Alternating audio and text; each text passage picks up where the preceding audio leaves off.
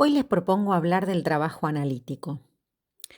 Vamos a comenzar situando algunas ideas freudianas en relación al fundamento de su praxis.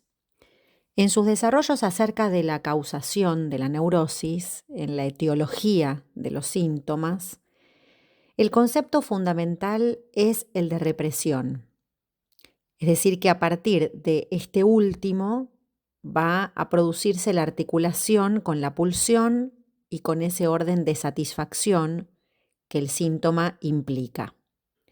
Para Freud, la hipótesis fundamental de la formación de síntomas radica en un factor económico, es decir, en la medida en que la represión, aquello que tiene que ver con denegar o frustrar una satisfacción pulsional por ser inconciliable con el yo, se lleva a cabo en la medida en que el displacer emanado por esa satisfacción sea mayor que el placer de lograrla.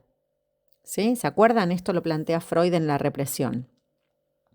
De modo que conceptos como pulsión, satisfacción, represión y yo, junto con las nociones de inconciabilidad entre instancias, economía, cantidades, son fundamentales para articular y desarrollar la lógica freudiana precisamente respecto de la formación del síntoma, ¿no? Y por ende lo que concierne a su método de curación. El método freudiano está basado en la asociación libre como modo de levantamiento de las resistencias, la forma de esquivar la represión, digamos, ¿no? Y hacer entonces consciente lo inconsciente. La función del analista, a partir de su correspondiente atención flotante, sería, ¿no? La de interpretar, traducir el material y construir el material al que el síntoma se ofrece como sustituto. Y considerando fundamentalmente que la causa de la enfermedad se relaciona para Freud con un debilitamiento, ¿no? Debilitamiento del yo del enfermo. Entonces el método freudiano fundamenta entonces el saber del inconsciente, en la relación del inconsciente, ¿no? En esa relación de inconsciente-inconsciente, podríamos decir, que Freud propone allí como pilar de esa relación con el analista, entre analista y analizante, en la cual es el saber del analista que permite establecer los nexos que abrirán paso al saber no sabido del paciente, ¿sí?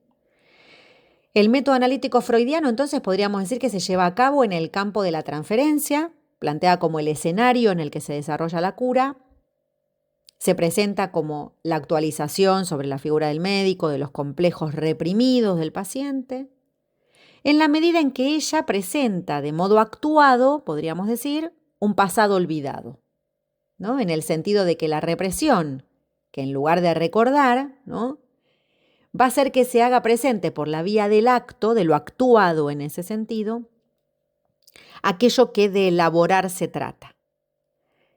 Es así como para Freud, entonces, se trata de sustituir, ¿no?, la neurosis ordinaria por una neurosis de transferencia.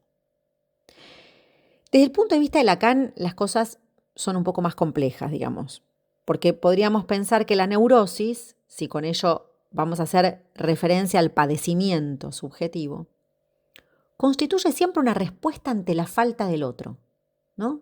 Es decir, ante la falta, cuando digo la falta me refiero el deseo, por un lado, ¿no?, que se articula a la operación de castración, aquello que constituye nuestro encuentro con la falta, fundamental, digamos, eso que le va a dar existencia al sujeto. Pero también hay una dimensión interesante que Lacan va a retomar, sobre todo un poco más adelante, en los años casi medios últimos de su enseñanza, que tiene que ver con aquello que va a faltar en términos de significante. Es decir, ya no la importancia de que el significante es lo que introduce la falta, sino que hay falta de significante. Ese significante que falta es el significante que ordenaría el campo, ¿no?, que se ajuste a la relación sexual. Entonces, podríamos preguntarnos si ese límite, ¿no?, de lo interpretable, que para Freud fue el límite rocoso, ¿se acuerdan? La roca viva de la castración, ese era el límite para Freud. Podríamos preguntarnos entonces si ese límite de lo interpretable nos acerca de un modo a lo que podríamos pensar como un límite mismo en los desarrollos de Freud en torno a la cura, ¿no?, para poder empezar a pensar los aportes de Lacan en este sentido. ¿Cómo ubicaríamos los desarrollos de Lacan entonces? Lacan va a posicionar duras críticas a los desarrollos, sobre todo los post-freudianos, que precisamente en esa medida que hablábamos recién, se proponen un retornar a Freud, a un Freud que, bueno, retornan ellos, ¿no? Que ellos encontraron ahí un Freud, y sobre ellos las críticas de Lacan se van a dirigir fuertemente en dos direcciones. En primer lugar, aquello que producía la identificación con el analista. Por otro lado, Lacan va a criticar esa idea evolutiva, psicosexual, genital, hasta alcanzar una madurez en la cual, ¿no?, la teoría de la libido enlazaba a ciertas etapas apuntaladas en un desarrollo. Ese desarrollo no dejaba de ser biológico. Y por otro lado, digamos, también Lacan va a criticar la idea de un yo autónomo, ¿no? Recuerdan ustedes que los desarrollos post-freudianos se centraron fundamentalmente ahí. La psicología del yo, por ejemplo, ¿no? Entonces, a partir de esto, podemos pensar la dirección de una cura, su propósito, digamos, el trabajo analítico, en la perspectiva de la propuesta de Lacan. Y para esto vamos a tomar la posición del analista, ¿no? En este sentido, hablar de la posición del analista, en Lacan tenemos que aclarar que esto va a estar en las antípodas de la posición superyoica, ideal, ¿no? Es lo esperable.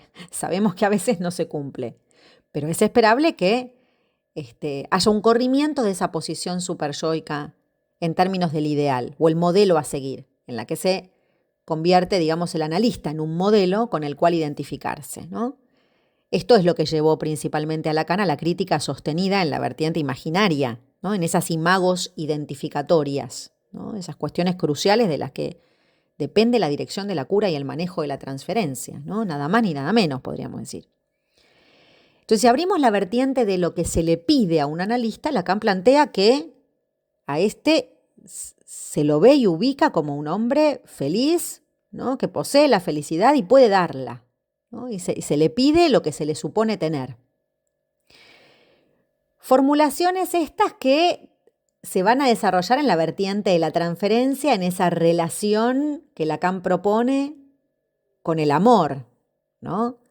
En este sentido, la propuesta de Lacan va a tener que ver con la caída de ese sujeto supuesto al saber y va a tener que ver también con la posición del analista como semblante de objeto, ¿no?, causa del deseo. ¿Sí? Así lo va a plantear él, ese analista, como semblante del objeto causa. Y por supuesto, hacia el final de su enseñanza, la función del nudo, ¿no?, y del síntoma, que van a ser cruciales para pensar en la operación de escritura como un modo de articular el goce, ¿no? Cierto saber hacer que será preciso, digamos, que hará preciso un nuevo anudamiento cuando aborde la clínica en términos topológicos. La importancia radica entonces en el deseo y propone una ética Lacan en torno a eso. Es decir, una ética a partir de una función que llamó deseo del analista. Esto aparece desarrollado en la dirección de la cura, ¿no?, en el seminario 6, en el seminario 5, en la proposición del 9 de octubre, digo por si quieren ir a buscar referencias, en donde Lacan critica fuertemente la identificación como la salida de un análisis y también critica el desarrollo de una parte sana del yo. ¿Sí? Insiste, entonces, con las formulaciones de la caída del saber y la destitución subjetiva. En este sentido, podríamos decir que hay 2 o 3 vertientes en las cuales Lacan va a fundar ese fin del análisis, incluso digo fin como finalidad, ¿sí?, que es la destitución subjetiva, ¿no?, la caída del sujeto supuesto al saber. Allí Lacan explica en diferentes momentos de su enseñanza que la transferencia se instala en función de un saber, en función de un saber al que hay que suponerle un sujeto. Este es un punto importante. Porque no se trata de que hay que suponerle saber al sujeto, sino que a ese saber, que no nos necesita, porque el saber se articula, es el otro, ¿no? A ese saber hay que producirle, hay que operar en función de suponerle un sujeto, ¿no? Esto es lo que es inherente a la instalación de la transferencia, podríamos decir. Esto quiere decir que hay que interrogar toda relación al saber. El sujeto supuesto al saber es eminentemente radical en el inicio mismo del movimiento analítico, ¿no? Es la inminencia que permite precisamente dar cuenta del inicio de un análisis, podríamos decir. En el seminario 17, él va a decir que lo que no es, el analista precisamente no es el que va a estar ubicado en el lugar del sujeto supuesto al saber, ¿no? Lo que se le pide al psicoanálisis, al psicoanalista, no es lo que concierne al sujeto supuesto al saber. No se trata de una demanda de saber, ¿no? Del saber que se le supone al analista, sino que se trata de un saber que es el otro, con mayúscula, ¿no? Al que se le deberá suponer un sujeto. A mí me parece que esta cuestión es crucial porque en esto radica, a mi criterio, muchas posiciones analíticas en las que se sostiene a ultranza ese semblante como saber absoluto, ¿no? Y ahí se quiebra el movimiento asociativo, el movimiento analítico, que es parte del trabajo del sujeto en este punto, ¿no?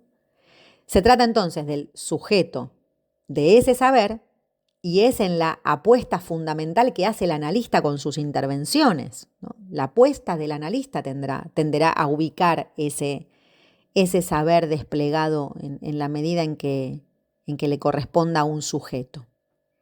Ese sujeto no está antes, quiero decir, ¿no? Es el saber, en todo caso, el que se presenta de entrada como elucubrando solo, ¿no? Como saber del gran otro. Y en la apertura del análisis apuntará a la emergencia del sujeto, que es lo que va a estar en juego en ese saber. Lacan va a hacer referencia en el seminario 6, por ejemplo, a que el otro sabe, pero el otro, como lugar del saber, ¿no? No se trata de que alguien sepa.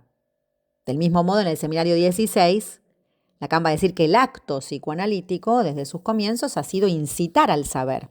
Esto quiere decir que hay otro en el que el saber se instituye. En este sentido, la transferencia inaugura el sujeto supuesto al saber y con esto también al síntoma, ¿no? Claro está, que son inseparables estas cuestiones. Entonces, la posición del analista sostiene e invita al encuentro con el saber que debe conducirlo a la verdad, ¿no? En ese sentido, el otro es ese lugar donde el saber está articulado, porque se trata de un saber articulado, ¿no? Como lenguaje, un saber articulado al significante, mientras que la verdad, va a decir Lacan, es aquello que habrá que arrancarle a ese saber, ¿no? En la medida en que la neurosis es esclava del saber como absoluto, el saber de lo uno, ¿no? Las intervenciones del analista invitarán al despliegue, a la emergencia del sujeto anclado, sujetado a ese saber que en el curso de un análisis irá cayendo, ¿no? Para ir cediendo cada vez más paso a esa verdad que, como sabemos, solo puede medio decirse, ¿no? A esa verdad no en términos absolutos, por supuesto. La perspectiva de Lacan es no tomar ese saber como absoluto, porque el analista justamente opera en el campo de ese saber, debiendo rechazar el carácter de ese saber como absoluto, porque de lo que se va a tratar es precisamente, como decíamos antes, de su destitución. Entonces, desde la perspectiva de Lacan, ponemos el acento en la relación del fantasma, ¿no? En la relación del fantasma con la pulsión, un movimiento que permitirá que el sujeto se identifique en todo caso con el síntoma, ¿no? A esto hace referencia cuando dice que el sujeto se identifica con lo más real del síntoma. El sujeto al final, dice Lacan, ve abolirse como sujeto, realizándose como deseo, ¿no? Entonces la diferencia entre saber y verdad nos va a marcar el camino, en la medida en que la verdad aparecerá allí en el tropiezo del saber. ¿Y por qué en el tropiezo del saber? Porque refiere al goce. Y porque ahí vamos a entrar en la dimensión de lo real, más allá de lo articulado como saber. Pero es imperioso que ese saber se recorra, ¿no? Pueda desandarse para destituirse. La función del analista es abrir el despliegue del saber, que deja al sujeto, por supuesto, bajo el yugo alienante de un padecimiento, que lo mortifica, y que es imperioso hacer hablar, ¿no? para que el saber abra paso a la verdad, ¿no? Abra paso a otra cosa. Es en esta perspectiva que quiero proponerles una articulación en torno a la noción de vacío, ¿no? Algunos saben que he investigado bastante sobre la noción de vacío en torno al pensamiento chino, ¿no? A la filosofía oriental. Tal como aparece este término desarrollado en el marco de esta filosofía, desde el taoísmo, podríamos decir, hasta la más moderna filosofía zen, y que en sus principales formulaciones ya consideraban en el vacío mismo, digamos, la función de la causa. Entonces, me propongo articular esas nociones de vacío, ¿no? Estableciendo que el fundamento del vacío como motor original del acto de creación, esto era para los orientales, el vacío era un motor de creación, porque en el pensamiento chino la noción de vacío rige multiplicidad de prácticas, poéticas, pictóricas, ¿no? Pictográficas, marciales. Es un pensamiento que ha influido además notablemente, ¿no? en la caligrafía, así como en las prácticas de la cultura oriental en general, entre las cuales también se destaca la música y otras prácticas corporales, ¿no? Les decía entonces que este vacío, lejos de ser un término impreciso, ¿no? Impreciso, arbitrario, el vacío está asignado como lugar. Es el lugar en el que se establece, ¿no? La red de todos los alientos vitales. Ese vacío entonces siempre va a hacer referencia a aquello que para Oriente es el aliento original, el que constituye la causa de todas las cosas, ¿no? Y efectivamente, ese vacío es el que contribuye, por supuesto, a que haya práctica significante. En la óptica china, digamos, el vacío no es algo vago o no es lo que inexiste, ¿no? Es un elemento, el vacío es un elemento. Acá podríamos volver a Frege, ¿no? El vacío es un elemento que es eminentemente dinámico y activo. Constituye el saber por excelencia, digamos, donde operan las transformaciones, de donde surgen las transformaciones. En la pintura, por ejemplo, el vacío se va a manifestar no en el espacio en blanco de la hoja, ¿no? Cuestión que asociaríamos inmediatamente, sino que el vacío va a estar presente en eso que delimita, por ejemplo, ¿no? En un elemento que delimita. Entre la montaña y el agua, por ejemplo, el vacío aparecería ubicado o representado en una nube, en la pintura. Entonces, aquí la idea es que el vacío se constituye como ruptura del desarrollo continuo, ¿no?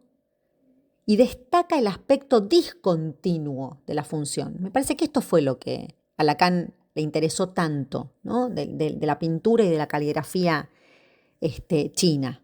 Porque precisamente hace referencia a eso que discontinúa, que empalma, ¿no? Que no es que simplemente separa. Estos procedimientos entonces se van a basar en la discontinuidad, ¿no? En la reversibilidad que engendran incluso, ¿no? Algo que no obedece a una progresión lineal, temporal, ¿no?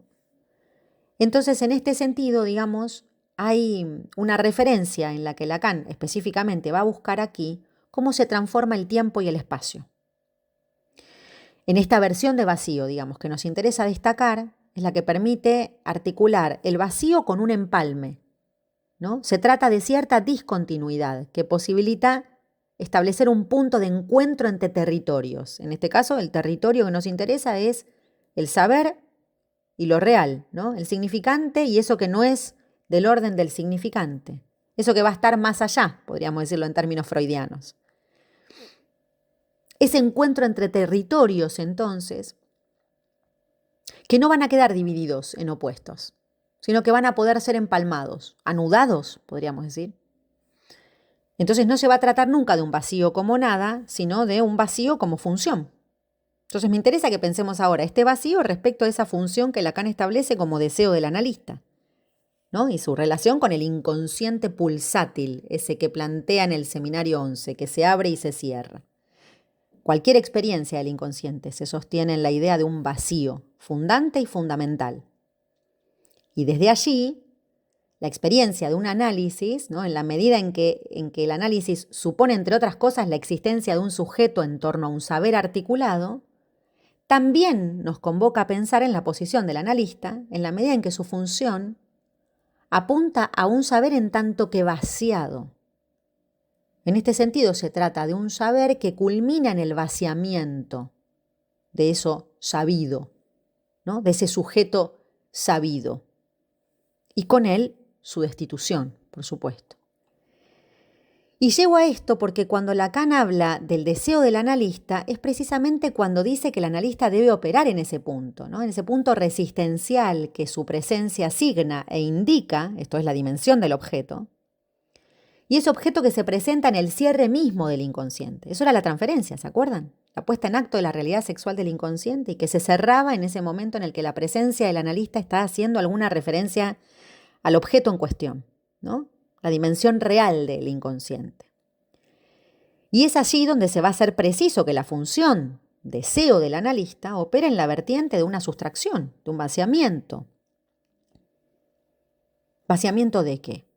Cierto vacío de goce, podríamos decir, de sentido, podríamos decir, de eso que está articulado fantasmáticamente, ¿no? Lo pulsional ahí. Entonces la articulación entre el sentido y lo que está fuera de él, ¿no? Y la vía a través del cual proponemos pensar el lugar del analista como medio, es en ese espacio formulado como vacío, ¿no? Como ese territorio entre la montaña y el cielo, ¿no? Que no significaba nada sino nube. Ese lugar permite ubicar desde la noción de corte, ¿no? Que podríamos servirnos de estos desarrollos en torno al pensamiento oriental, esta función de corte, a lo que aquí estamos haciendo mención, ¿no? Y a la que tomamos para desarrollar la influencia en la manera en la que Lacan piensa esta idea de litoral que nos propone a partir del seminario 18 entre lo real y el sentido, ¿no? Como un empalme discontinuo que se funde en el vacío que al mismo tiempo los articula, ¿no? Hay un modo de unir ahí, hay un modo de marcar la discontinuidad, pero al mismo tiempo empalmar dos elementos que de otro modo no podrían plantearse de ninguna manera juntos. Entonces, pensemos en el lugar del analista como este lugar de vacío central, en el litoral de la división entre el terreno del sentido y el terreno de lo que no tiene sentido, lo que está fuera de sentido, lo real. Que en los últimos seminarios de Lacan, digamos, se ha dado efectiva cuenta de esta búsqueda por encontrar un lugar. Ese lugar lo alcanza a partir de la letra, pero este lugar podemos ubicarlo en una doble vertiente, ¿no? La letra produce un agujero en el sentido, porque cava un surco en lo real y perfora, y por el otro lado la letra también entendida como traza del objeto, ¿no? Dicho de otro modo, Lacan va a plantear que entre saber y goce hay un punto de empalme, un litoral, un borde que permite separar la letra del saber, ¿no? No son de la misma calaña, va a decir, ¿no? La letra y el significante. Esta diferencia es fundamental en los efectos que va a tener sobre el sentido y sobre el goce, fundamentalmente en la experiencia, en el trabajo analítico. La conceptualización de la letra como litoral es una de las versiones del vacío desarrolladas en el fundamento del pensamiento chino. Y en este sentido podríamos decir que marca una fuerte influencia en los desarrollos de Lacan, ¿no? Un analista con su acto, podríamos decir, marca un antes y un después, introduciendo una discontinuidad. En la medida en que el acto acontece en una temporalidad que no es lineal, ¿no? Es una temporalidad del instante, determinando un tiempo como un no tiempo, ¿no? No es cronos lo que interviene ahí, como un devenir que se entrama, ¿no? Hundiendo ahí como la traza en el vacío de lo real, al mismo tiempo que ese real, ¿no? Es origen como traza. El vacío es aquel que se vale de la pérdida de su consistencia como el sujeto, que en el recorrido de un análisis va perdiendo sus objetos en el sentido de un vaciado, ¿no? No se trata entonces de que el vacío haga alusión solamente a la falta, ¿no? Y este es un punto crucial, precisamente porque en la vertiente de la creación de lo que se trata es del vacío como creador, ¿no? Como sede desde el cual surge la invención. Entonces, podríamos decir que un análisis abre la posibilidad de que se habilite un acto, ¿no? Y ese acto podríamos pensarlo como ese acto poético, en la medida en que realiza una invención en la ruptura de los sentidos, ¿no? En la ruptura de los sentidos sufrientes establecidos, quiero decir, ¿no? Y que haga surgir ahí algo nuevo. De este modo podemos establecer una dimensión del acto como lo que produce un agujereamiento en el campo del sentido, ¿no? Por eso decimos que va a ser rupturista, porque hay un punto en la verdad que se ubica en el borde del sentido, más allá de él. Es el analista entonces el que con su acto introduce el vacío, se vale de él, podríamos decir, ¿no? Se trata de un decir-hacer vinculado a lo real. Un decir que se articula a esa verdad no toda, ¿no? Es el saber para tocar algo de la dimensión de la verdad. Esa verdad que existe y se entrama con un goce que no es cualquiera. Entonces el vacío, raíz de la relación sexual que no hay, promueve. Acto analítico mediante promueve. Se dirige hacia la captación de la existencia, más allá del saber, fuera del sentido. Es ahí donde algo descansa a la espera de un saber hacer con lo real.